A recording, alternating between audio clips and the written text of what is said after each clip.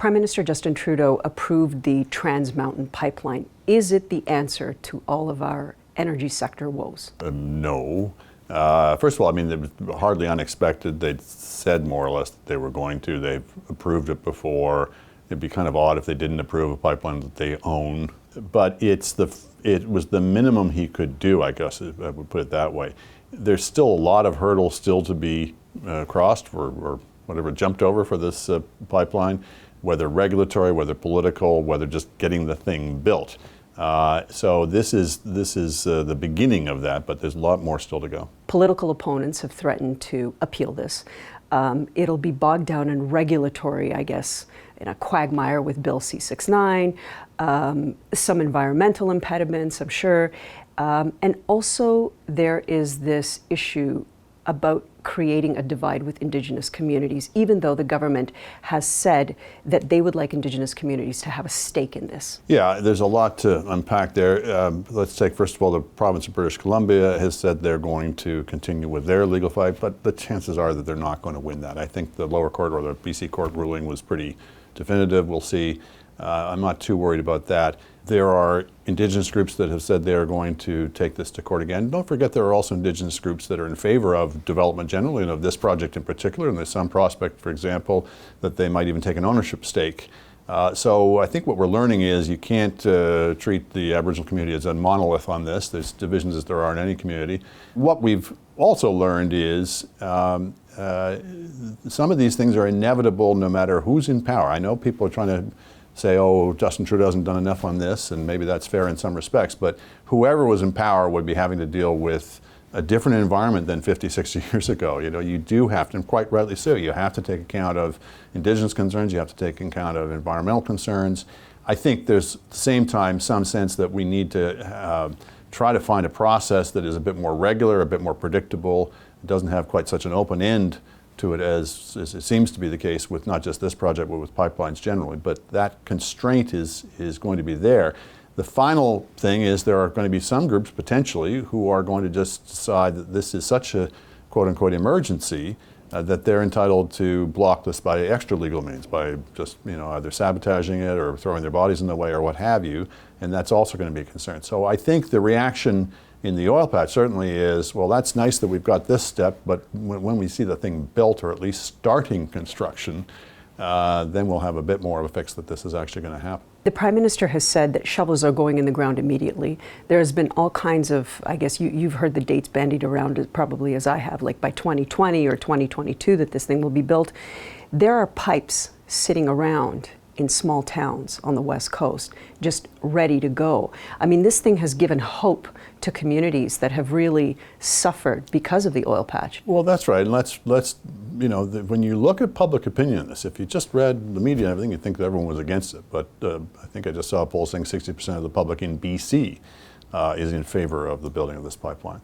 So there are jobs and livelihoods that are at stake. And arguably, and I think it's a good argument, that even if you are, you can be as concerned as you like about climate change, you can be as adamant as you like that you want to have some mixture of carbon pricing and regulations to try and reduce Canada's emissions and make our contribution to what is a worldwide effort. But I don't think anybody thinks that we're not, as a species, going to be burning fossil fuels for several decades from now.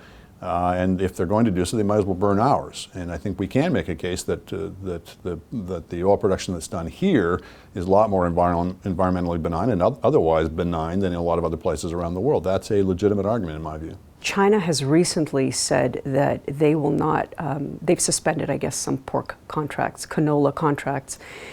Who's going to be a customer of this oil? Because ultimately the idea was that this would give us an opportunity to ship it out to the coast and eventually go to Asian markets. Is China waiting that eventually they will have the security and then they'll buy the contracts for this oil? Well, I think we've learned that with China, everything is unpredictable and nothing is necessarily written in stone.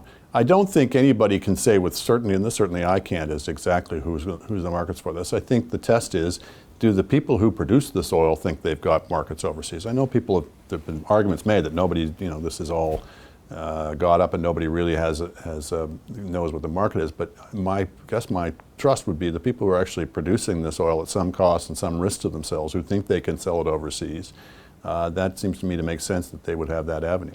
How do you stand on both sides of the street? I mean, the Prime Minister recently said they're going to get rid of single-use plastics. We're in a climate emergency.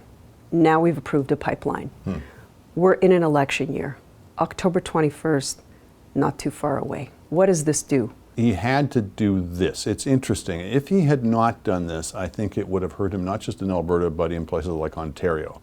I think that there's a broad center ground of the public that is concerned about climate change, that wants something done about it. On the other hand, that doesn't necessarily want to pay for it themselves, which is part of the contradictions of democratic politics. People don't necessarily have fully formed views in these things, but they're also broadly in favor of development, and they don't want to see jobs going to waste when we're sitting on all this valuable resource in the ground. I think for any party, Liberals or Conservatives in particular, the votes are going to be with the public that thinks that you've struck the right balance. And until now, the Liberals, I think, have had the best case to make for saying we're the only party that is in favor of both pipelines and action on climate change. The Liberals, until now, have been able to say, well, at least we're the party of carbon pricing, which every policy analyst will say is the best approach to this. I think in recent days we've seen that the constant hammering from the Conservatives on this has taken its tolls, and they've basically said we're not going to raise it beyond the $50 that it will rise to in 2022.